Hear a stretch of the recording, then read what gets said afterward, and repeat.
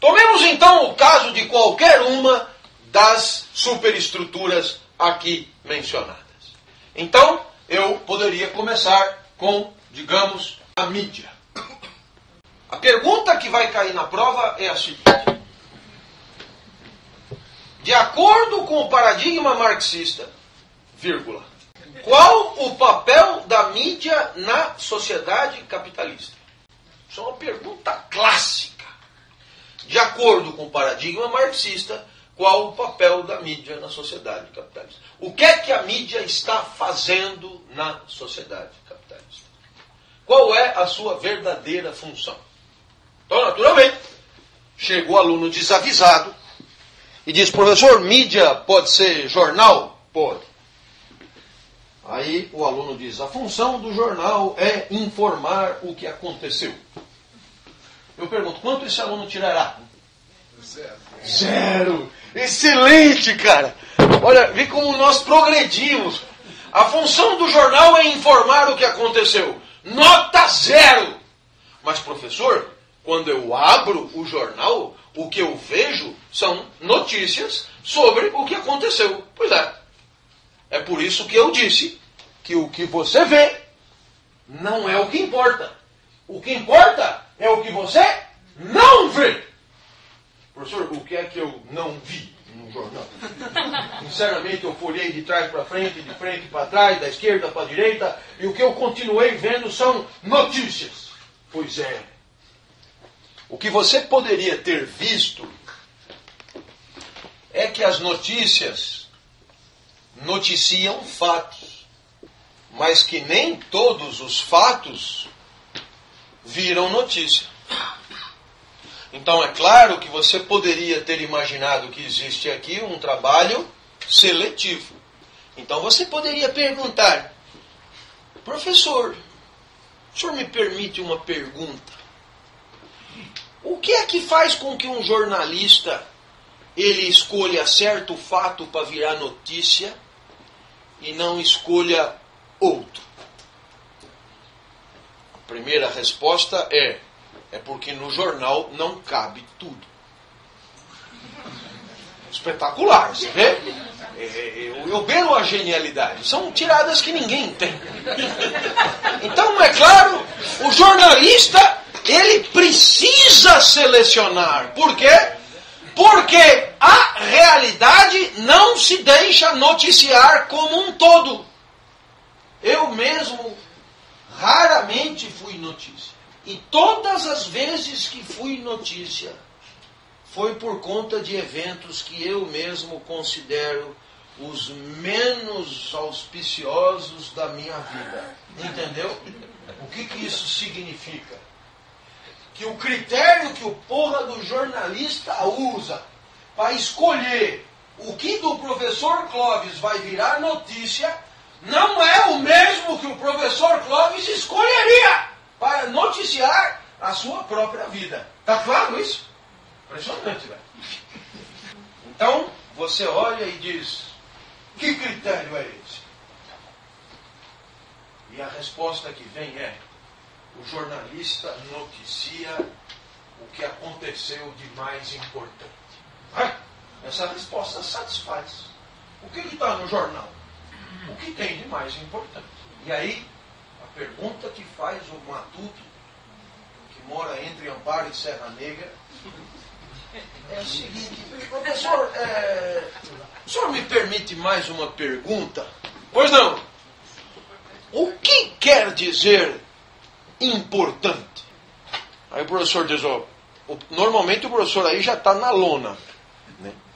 O professor de jornalismo dirá: importante é o que é importante. Eu continuei sem entender muito bem. Se o professor tiver algum recurso, ele dirá: existem fatos que valem mais do que outros. Professor, para um fato valer, ele vale em função de que critério? É importante o que todo mundo acha importante. Eu só me pergunta, só uma perguntinha: como é que todo mundo pode achar importante se precisou ler o jornal para saber o que aconteceu? E o jornalista decidiu antes de fazer o jornal. Como é que o jornalista pode saber o que todo mundo acha importante se as pessoas só leram no jornal depois? Você percebeu? É que o jornalista, velho, é muito mais tosco do que o perguntador. Você entendeu? O jornalista não vai dizer para você que o critério que ele usa para escolher os fatos que viram notícia é um critério de dominação de classe. E por que ele não vai dizer isso para você? Porque ele não sabe. Porque se ele soubesse, provavelmente ele não suportaria desempenhar a sua profissão. Ele precisa também estar convencido de que o que ele noticia é de fato o mais relevante para aquela sociedade. Porque se ele se convencer que ele não passa de um lacaio, de um sistema de exploração, evidentemente ele vai trabalhar com um pouco mais de tristeza. Mas a resposta é um pouco essa. A conversão de fato em notícia é uma conversão que obedece a um critério que nós vamos chamar de critério de noticiabilidade, e esse critério de noticiabilidade, ele é um critério burguês. E eu estou falando como um marxista, que eu não sou. Em outras palavras, a mídia existe para atender aos interesses da burguesia. E você dirá, mas um minutinho, professor Clóvis, quais são os interesses específicos da burguesia? E alguém dirá, eles falam de futebol porque a mídia gosta de futebol e a burguesia gosta de futebol. Eu conheço um monte de proletário que gosta de futebol. Professor, na mídia tem novela. E novela agrada burgueses e proletários. Professor, na mídia tem horóscopo. E horóscopo agrada burgueses e proletários. Na mídia tem o Faustão. E o Faustão agrada burgueses e proletários.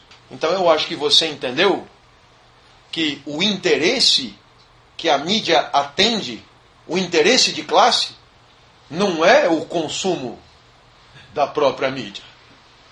Não é esse o interesse. Quem é burguês aí? Eu! Que você quer assistir? Chuck Norris. Então tome Chuck Norris de segunda a sexta. Não, não é isso. Você não entendeu picas do que eu quis dizer. O interesse que a mídia atende não é a alegria com o produto. Né? Jornal Nacional. Não. Então que interesse é, professor? E a resposta é simples. Na luta de classe entre burgueses e proletários, a mídia desempenha um papel fundamental. Porque nesta luta, a mídia dificulta, ou por que não dizer, impede algum tipo de consciência de classe. Então que fique claro, a mídia atende aos interesses da burguesia não é porque oferece produtos ao gosto da burguesia. Acho até que um pouco pelo contrário. O interesse que a burguesia tem na mídia não é o próprio divertimento, mas é o divertimento da classe adversária. Então você percebe o quê?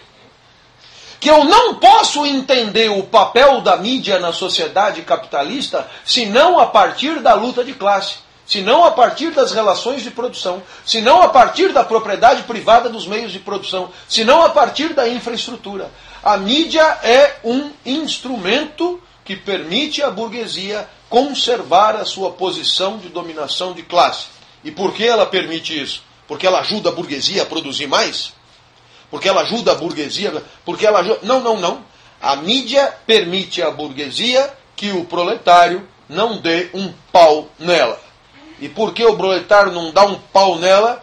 Porque o proletário não quer. A rigor é isso. Ou se você preferir, nós estamos chegando no ponto que eu quero chegar. Graças aos meios de comunicação, a burguesia consegue fazer compartilhar um certo número de crenças, um certo número de convicções, um certo número de ideias sobre o mundo. Ideias sobre como o mundo deve ser. Ideias sobre o que é certo e o que não é certo. Ideias sobre quem merece ser aplaudido e quem merece ser vaiado. Graças à mídia, todos nós compartilhamos quem na nossa sociedade merece ser idolatrado e quem na nossa sociedade merece ser execrado. Graças à mídia, meus amigos, graças à mídia nós podemos a cada tempo definir um bode expiatório. E esse bode expiatório, do ponto de vista simbólico, concentra nas suas costas todas as mazelas, todas as injustiças, todos os males, todas as escrotices que a sociedade patrocina. E com isso, a execração e o sangramento desse bode expiatório faz desviar a atenção para a complexidade dos processos de dominação e de exploração. Poderíamos dar um exemplo. Vou pegar o mais recente. O bode expiatório mais recente no nosso país é José Sarney. Então, é claro, a mídia elegeu José Sarney bode expiatório. E aí não é difícil, você lista os comportamentos tidos como inaceitáveis. E aí você desfila dia a dia, em conta-gotas, o ritual da execração. Ora, qual é a consequência disso? Você purifica o ar. Porque toda a execração está ali, tudo de ruim está ali, todo o mal está ali, toda a corrupção está ali, toda a mazela está ali, toda a exploração está ali, toda a iniquidade está ali, toda a escrotice está ali, toda a canalice está ali. E aí, como tudo está ali, essa construção social permite a purificação do resto. Não é bacana? Então você percebe que este procedimento você dirá, mas espera um minutinho, objetivamente, José Sarney fez um monte de coisas, ou permitiu que se fizesse um monte de coisas, que não deveria ter permitido. É verdade. Mas objetivamente também, todos os outros 600 congressistas, você pode escolher qualquer um, e você encontrará uma lista equivalente. Aí você dirá, mas então vamos execrar os congressistas. É mesmo. Com isso é bem bacana, porque o setor privado ele fica todo ele protegido, não é bacana? O setor privado que é impoluto, o setor privado que não tem corrupção, o setor privado que não tem nepotismo, o setor privado que não tem mazela nenhuma, o setor privado que não tem sacanagem de nenhum tipo, o setor privado não é uma beleza? Tudo de ruim está no setor público. Aí é muito legal, não é? Não é bacana? Eu acho legal, por quê? Porque com isso você concentra a podridão. Pega a podridão que está espraiada e você joga ali, aperta a descarga e está tudo limpo. Como não está tudo limpo, a sujeira vai começar a aparecer aqui e ali de novo, até que um novo bode expiatório seja eleito. Não é bacana? Eu acho bem bacana. Eu acho que é nesse ponto que você percebe que a mídia exerce um papel ideológico. Professor Clóvis, o que isto quer dizer? É fácil perceber que um grupo domine o outro grupo pela força física. A literatura é cheia de exemplos. E as guerras são super exemplificativas. É fácil, portanto, você estudar a história da humanidade pela história de uma dominação física. O mais forte é o chefe. O mais forte é o dominante. No entanto, eu diria que a partir de Maquiavel, e portanto na história da filosofia política moderna, percebeu-se a existência de um tipo particular de dominação que dispensa o uso da força física. E dispensa o uso da força física por quê? Porque o dominado não se rebela. Razão pela qual o dominante não precisa bater. Quando é que o dominante vai bater? Quando o dominado se rebelar. E quando é que ele se rebela? Nunca ou quase nunca. Você percebe então que nunca uma dominação é exclusivamente ideológica. Porque tem horas que, apesar de todas essas manipulações, o dominado se dá conta que é dominado e parte para o enfrentamento. Aí, quando a ideologia não faz o seu papel, é preciso bater. Se você preferir, quando o cinema e o McDonald's não fazem o seu papel, os Estados Unidos invadem. Quando é que eles não invadem? Quando não precisa. Quando os dominados já são suficientemente docilizados, americanizados e, portanto, indignos de serem enfrentados fisicamente. Eu acho que você entende que dia após dia os proletários desse país se levantam para trabalhar. E você talvez não se lembre na memória da última vez que os proletários se reuniram para enfrentar os seus patrões. Fisicamente. Talvez, se você puxar pela memória, você perceba que foi este o último momento também que a polícia desempenhou o seu papel físico de garantidor da supremacia da dominação burguesa na luta de classe. A violência esporádica aqui, ali e acolá, essas não são violências de classe. Pelo contrário, só servem para desunir ainda mais um já inconsciente proletariado. Perceba então, meus amigos, que existe uma situação ideológica onde donos dos meios de produção e vendedores da força de trabalho muito mais concordam do que discordam. É quando os dois falam do gol do Ronaldo, é quando os dois comentam o fim da novela, é quando os dois comentam que caiu o avião da TAM, é quando os dois comentam que... É quando os dois muito mais compartilham uma certa hierarquia do que importa e do que não importa, do que propriamente discordam. É quando os jornais gastam páginas e páginas e páginas para falar da queda do avião da TAM, porque, é claro, dentro do avião, não é da TAM também, mas da Air France, eu estou falando TAM e pensando no avião da Air France morreu gente que importa. Se num final de semana em São Paulo morrem tantos quantos assassinados aí na periferia, naturalmente isso não vai merecer a atenção da mídia, porque é outro tipo de gente que morreu. Eu não sei se você já percebeu, mas a morte tem um valor midiático dependendo do valor social em vida. E mesmo quando caiu um outro avião com um número equivalente de mortos, a atenção foi bem menor. Acho que talvez por uma questão étnica. Mas você nem sabia disso, que caiu logo em seguida um outro avião com um número equivalente de gente, um avião do mesmo porte. Mas aí saiu uma notinha, mas também é gente, sei lá, gente diferente.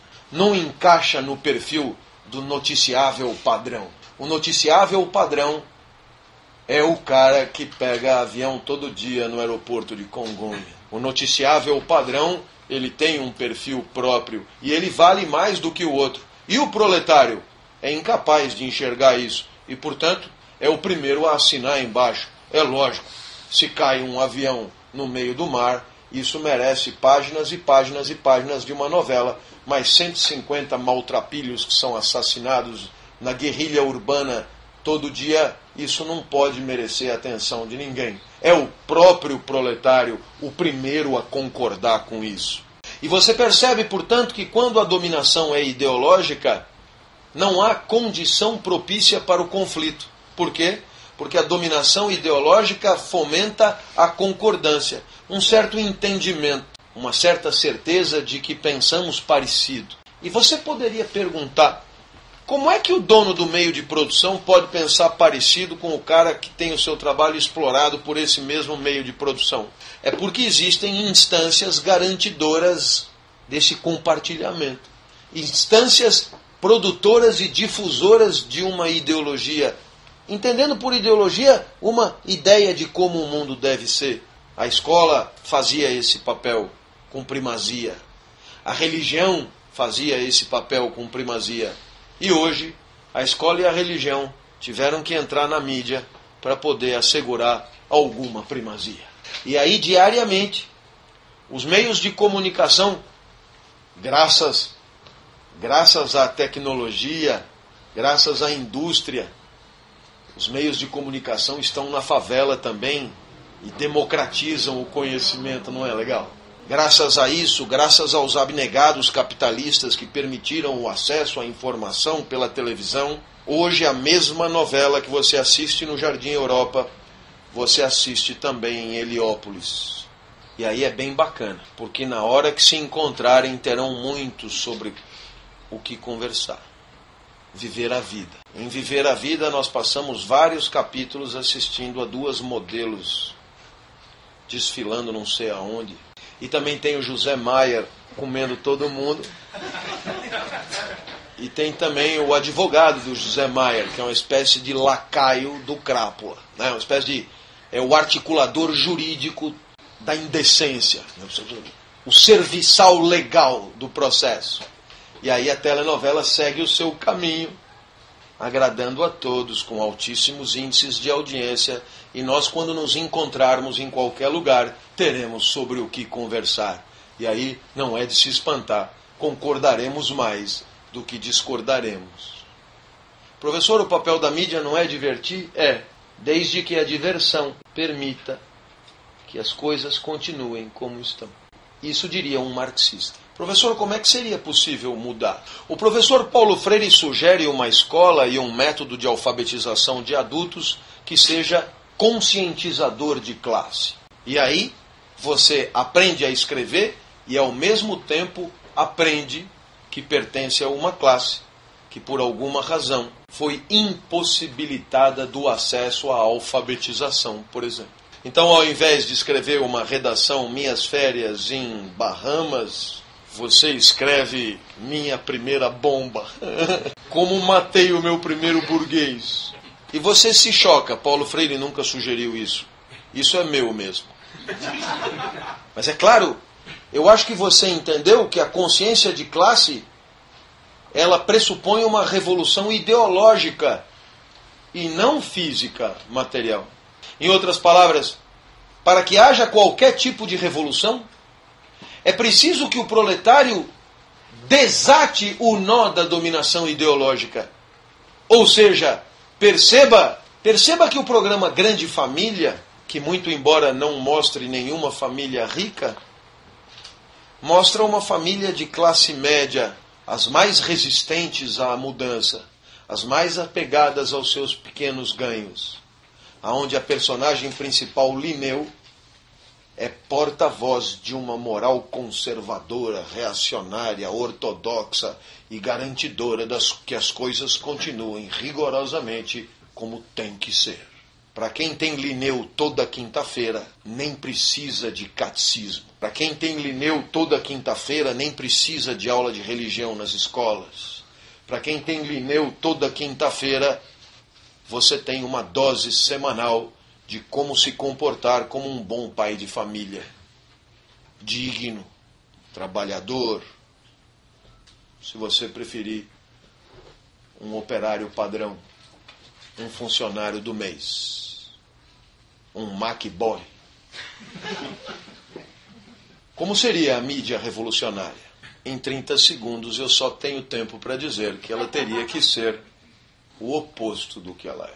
Naturalmente, você percebe a dimensão do equívoco de Marx. É óbvio que durante muitos momentos você percebe a dimensão dos seus acertos. Mas Marx vislumbrava a revolução. E ele vislumbrava a revolução por quê? O caminho era simples.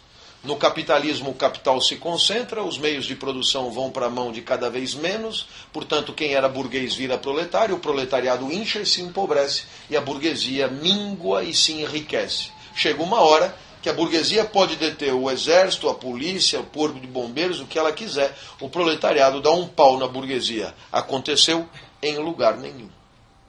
E se não aconteceu em lugar nenhum, não é porque a burguesia se precaveio e tem uma supremacia física. Não. É porque ela raramente precisa bater. Ela raramente precisa bater por quê? Porque suas verdadeiras armas são de natureza simbólica. Suas verdadeiras armas são de natureza ideológica. E aí, é claro, A articulação da igreja com a Rede Globo, com a publicidade, acaba constituindo uma espécie de programa de vida boa. No final da novela tem declarações de pessoas que se fuderam no passado, mas que agora se recuperaram e, nossa, elas são muito felizes agora, não é? E perceba, se você seguir o padrão e o script, você vai se dar bem, porque o sistema tem espaço para isso, para 2 ou 3 dentro dele se darem bem.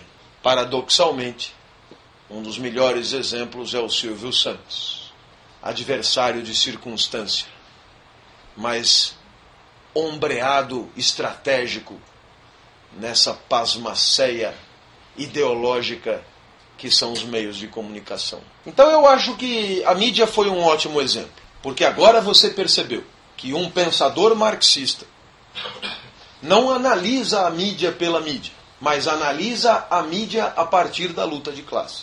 E tudo o que você vê na mídia não é esclarecedor. Tudo o que você vê na mídia é mascarador, é ocultador, é dissimulador do que verdadeiramente importa.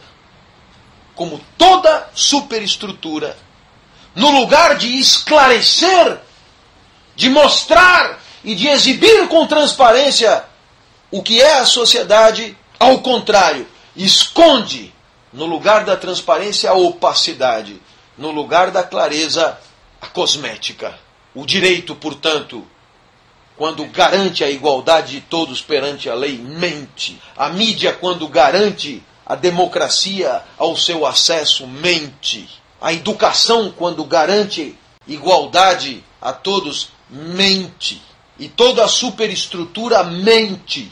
Mente porque faz o seu papel de esconder as verdadeiras mazelas do sistema e impedir com isso uma sadia e justa transformação da sociedade, através da mudança das suas relações de produção e, portanto, através da construção de um outro mundo social. Era o que eu tinha para dizer hoje. Semana que vem tem mais.